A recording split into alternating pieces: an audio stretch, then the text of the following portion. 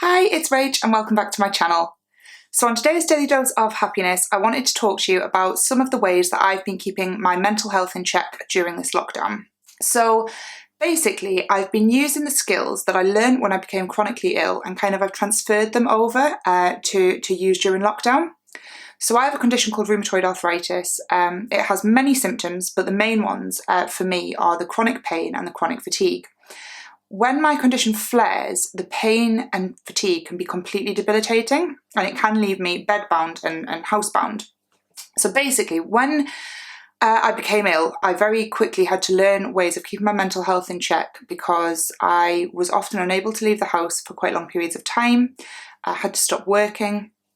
And basically my whole world changed and it did become very isolated. So it was really important for me during that time that I developed skills and ways of keeping my mental health in check. And I think they're probably really useful if you're not used to being in isolation or you've never experienced anything like this before and you suddenly find yourself in quarantine. It is really surprising how much of a detrimental impact that can have on your mental health very quickly. So yeah, I just wanted to share some of the things and the ways that I keep my mental health in check in the hope that it might help you as well. One of the biggest ones for me is keeping in touch with family and friends.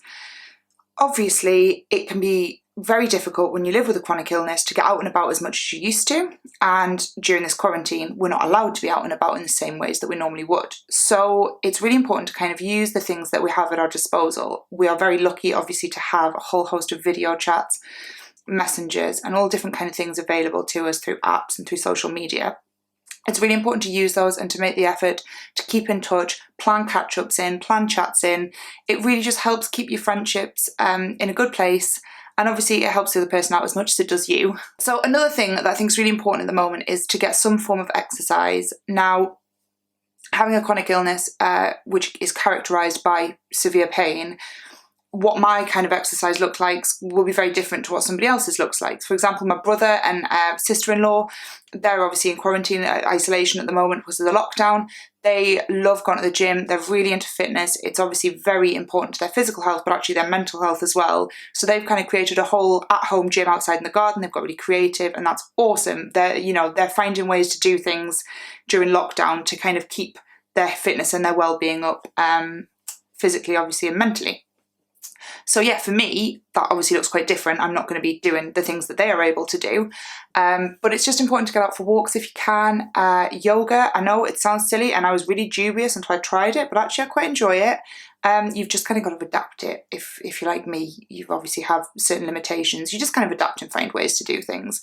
But yeah, there's a whole host of different online classes that are available at the minute. Loads of fitness instructors, personal trainers, and dance teachers, yoga teachers, everything you can think of really. They're doing loads of online tutorials and things as part of this lockdown, which I think is great and obviously really good if you can take advantage of those. One of the most important things I think particularly applies during this lockdown is to be really mindful of your social media use and how much you're interacting with the news and things.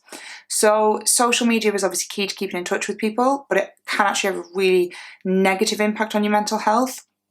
I learned this in relation to my chronic illness, but it definitely applies here. I think it's good to sometimes just take breaks from social media and to plan those breaks into your day, and definitely take breaks from the news.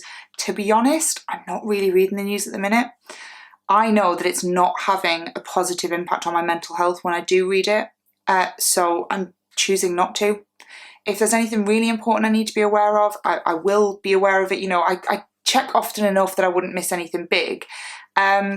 But I think, yeah, it has such a huge impact on your anxiety and all the rest of it that actually if you can just keep a check on how much you read in the news at the moment or watching it, I think it's really important that we do that, because I think you can get so sucked into wanting to know every little thing about it, and actually it doesn't help your mental health at all, and it certainly isn't going to help any of us survive this lockdown. So another great tip that I've seen floating around loads is use this time to learn a new skill, which I totally agree with.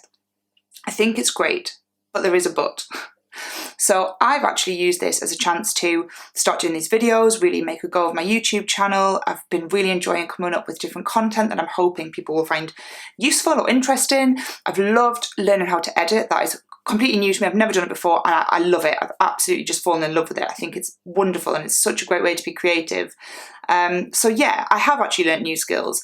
However, I think it's really important to stress that you don't need to or have to. I think people are getting really stressed and feeling pressured to do something productive with this time. Actually, sometimes it's okay to just not do anything productive. I think my brother hit the nail on the head earlier when he said, you know, you can plan your time between productive activities and actually just things that you enjoy doing, and also just resting as well. And I think that's really important. We need to let go of any guilt we're feeling to the best of our ability. Because I think you can get really kind of weighed down with feeling guilt and like, oh, I'm not doing this and I should be doing this, or such and such is doing this and I'm not. It's really important actually that we just try and not let that guilt set in. Again, something that I know a great deal about from my chronic illness, guilt is something I wrestle with on a regular basis, and I have to really keep that in check and prioritise my physical and mental well-being kind of above the things that I can't do or I'm not, the expectations I'm not able to meet. But yeah, let go of that guilt a little bit and actually just give yourself permission to rest. Sometimes the most productive thing we can do is rest and take time out to just be with ourselves, not doing anything.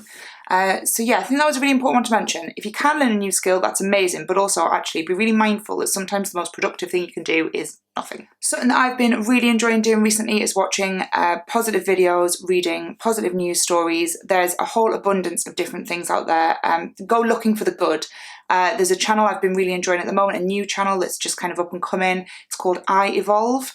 I'll pop the link for that down below on YouTube. They post kind of motivational, encouraging, positive videos, and I really like it. There's one actually about coronavirus and ways to help your mental health and your mindset, and I think it's fantastic. I really enjoyed watching it. I'm going to post the links for that down below. So yeah, find things that you enjoy, find positive things, find uplifting things, read them, watch them, try and absorb some positivity.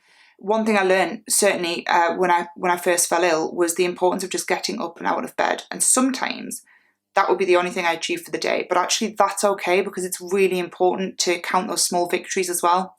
So yeah, get yourself up, get yourself dressed if you can. Just try and do something that makes you feel good, feel positive.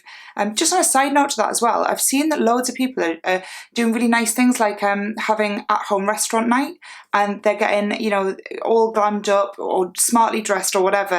My best friend actually, she did a full face of makeup the other day just for the barbecue. She's amazing at makeup, I'm so jealous. But yeah, she did a full glam look, and I know that it mentally gave her a boost. So yeah, little things like that are really important, and don't underestimate the value of those things. They really can give you a huge mental boost. Another thing I think is really important to mention, and again this kind of stems from my experience of having a chronic illness, is to take care of your physical health at the moment. If, like me, you are someone with a chronic illness, it's really important that you continue to remember to take your medications on time and things. It can be really easy when there's lots of other things going on and everything's kind of clouded over by everything that's going on in the world. It can be really easy to kind of lose sight of your little daily routines or remember things like meds.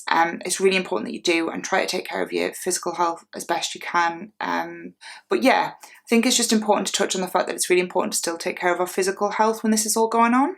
And I think finally, the last thing that I want to touch on is self-care.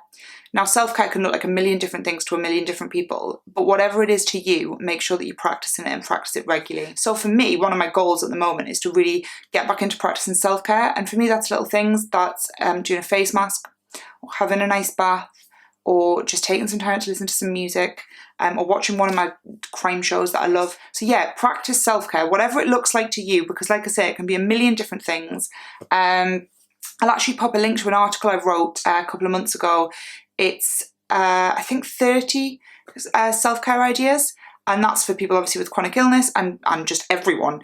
So I'll pop the link to that down below. If you're stuck for any ideas on self-care, be sure to check that out. If you found this video useful, then make sure to give it a like, and if you don't already, make sure you subscribe to my channel. See you tomorrow. Bye!